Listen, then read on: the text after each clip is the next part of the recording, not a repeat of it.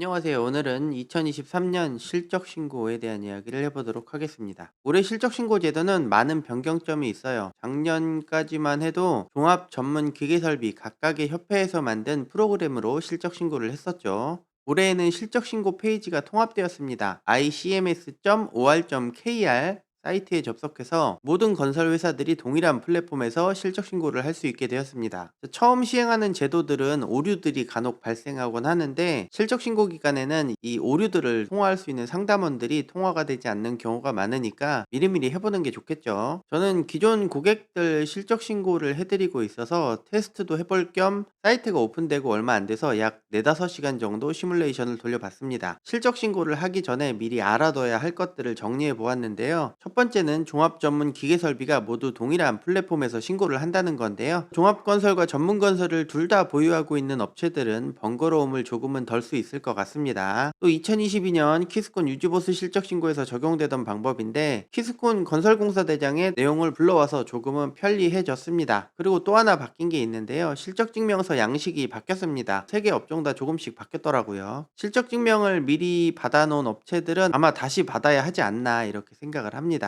크게 변경된 점은 이 정도인 것 같고요. 결론은 많이 편해졌습니다. 저처럼 전문적으로 실적 신고를 하는 사람 입장에서는 상당히 편리합니다. 조금 더 개선된 환경에서 실적 신고를 한달까? 작년에 유지보수 실적 신고가 생겼을 때도 이런 느낌이었거든요. 아마도 다들 한 번씩 로그인해서 미리미리 해보시면 좋겠죠. 끝은 아니고 본론을 이야기해야 될 것 같은데요. 이 통합 페이지가 생긴 이유는 제 이전 영상을 보신 분들이라면 눈치채실 수 있었을 거예요. 야, 키스콘 불러. 1년만 해라. 유지보수 실적 신고. 내년에는 우리가 가져올게. 이렇게 된 게 아닐까. 이 유지보수 실적 신고를 각각의 건설 협회로 가지고 오려고 하다 보니 이런 통합 사이트가 만들어졌다고 보는 게 맞겠죠. 제가 이거를 시뮬레이션을 몇 시간을 돌려보고 나니까 그런 생각이 들더라고요. 이걸 왜 이렇게 만든 거지? 라는 생각이 들었어요. 이게 분명 긍정적으로 좋아지긴 했는데, 우리가 실생활에서 실적 신고를 하다 보면 생기는 문제점들이 있거든요. 그런 여러 가지 사항들을 너무나 확연하게 드러나게 만들어 놓은 거 아닌가? 이런 생각이 들었어요. '건설협회에서 이런 의도로 만든 게 아니었던 것 같은데.'라는 생각을 하게 되었습니다. 실적 신고 강습회에 방문해서 '이걸 왜 이렇게 만들었나.' 궁금해서 인제 제가 실적 신고를 해 드리는데, 혹시나 잘못해서 피해를 당하는 일이 생기면 안 되기 때문에 큰 맥락이 이거더라고요. 프로그램을 만들다 보니 국토부에서는 이 실적 신고 페이지를 가지고 건설업계의 하도급 체계를 좀 확인하려고, 실시간으로 확인하려고 했던 것 같아요. 실태조사의 개념과 살짝 연관이 있는데, 1차 신고가 2월 달에 있고 2차 신고가 4월 달에 있죠. 그런데 이 2차 신고 때 하는 이 재무제표 신고를 가지고 국토부가 이 회사의 등록 기준을 확인하는 거예요. 원래 실적 신고의 취지는 해당 협회들이 시공 능력을 산정하기 위해서 했던 건데, 국토부가 들여다보다 보니까 이 건설 회사들의 등록 기준이 미달하는 부분을 확인할 수가 있어서 그거 갖다 행정처분을 내리곤 했거든요. 이번에는 국토부가 좀 더 적극적으로 개입해서 이 실적 신고라는 내용을 가지고 이 원도급, 하도급 간의 분쟁이라든지 불법 하도급 혹은 재하도급이 있는지 없는지 이런 여부를 조금 디테일하게 실시간으로 보려고 했던 것 같아요. 그래서 국토부에서는 키스콘 하듯이 "공사가 끝나면 실적 신고 그냥 그때그때 하면 되는 거 아니야?" 이렇게 접근을 했던 것 같고, 건설협회에서는 "아이 말도 안 되는 소리 하지 마. 이 실적 신고가 연말에 한꺼번에 몰아서 하지 어떤 회사가 이거를 매번 바로바로 하냐." 아마 그런 부분에서 의견 차이가 조금 있었던 것 같아요. 이 사이트 내에서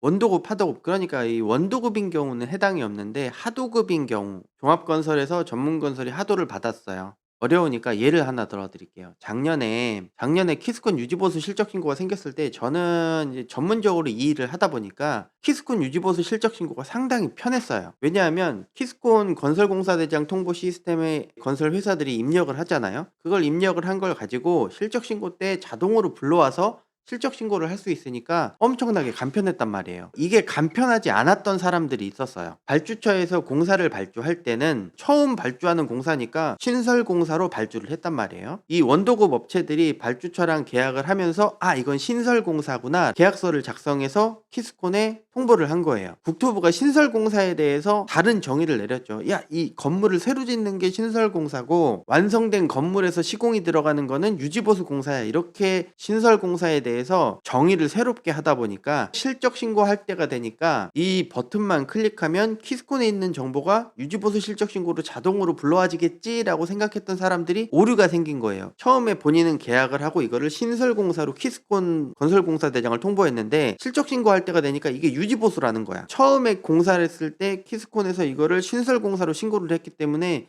유지공사로 불러와지지가 않는 거예요. 아니 키스콘에 실적 신고를 하려고 했더니 이게 실적이 불러와진다는데 왜 나는 안 불러와지지? 그럼 그걸 어떻게 했어야 됐냐? 실적 신고를 하기 전에 키스콘에 먼저 로그인해서 신설공사에서 유지보수공사로 변경 통보를 한 다음에 유지보수에서 실적이 불러와지니까 유지보수 실적 신고를 할 수가 있었던 거예요. 그런 원리를 대부분의 사람들은 모르죠. 저 같은 전문업자는 알지. 그래서 아마 그때 당시에 유지보수 실적 신고를 하려고 했던 분들이 수동으로 다시 입력을 했단 말이에요. 이번에도 아마 그런 현상이 많이 생길 것 같아요. 하나만 예를 들어볼게요. 발주처가 원도급 업체에게 건설공사를 원도급을 줬어요. 그런데 이 업체가 가설제든지 하도급이든지 뭐 4천만 원 미만 공사를 하도급을 줬어요.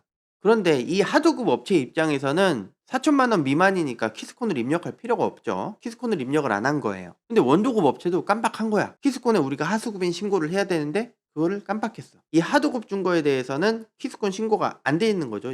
양쪽이 서로. 작년까지만 해도 그렇다 하더라도 원도급 업체가 하도급 업체에게 실적증명서 도장을 날인을 해줘 버리면 그게 하도급 업체 실적이 되곤 했어요. 그런데 이번에는 그렇게 실적 신고해버리면 어떤 현상이 일어나게 되냐면 원도급 업체가 키스콘 하수급인 신고를 안 한 게 돼버리니까 원도급 업체가 과태료가 나오는 상황이 발생하는 거예요. 예전에는 그냥 도장 찍어달라면 도장을 찍어줬는데 올해는 원도급 업체가 과태료가 나와버리니까 아마도 소액공사 같은 경우는 하도급 업체가 실적을 인정받지 못하는 케이스가 상당히 많아질 거란 말이에요. 이 영상을 보신 분들은 원도급 업체에다 확인을 하셔서 원도급 업체가 본인들에게 하도급 준 거를 하수급인 신고를 했는지 확인을 해야만 이게 우리 회사의 실적이 될 확률이 높다. 그걸 확인하지 않고 그냥 가만히 멍 때리고 있다가 2월달에 실적증명서 받으려고 하면 대부분의 업체들이 실적증명서를 안 해줄 확률이 높다.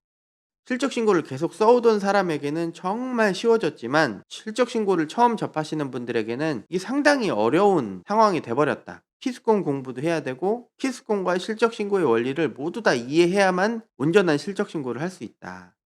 시대가 좀 발전하면서 국토부에서도 우리가 관행처럼 해왔던 것들이 이제 좀 법의 제도에 적발이 되면서 좀 자연적으로 해소가 될 것 같아요. 나중에 실적 신고하는 영상을 제가 올리게 될지 안 올리게 될지는 모르겠지만 오늘은 일단 여기까지 간단하게 알아봤고요.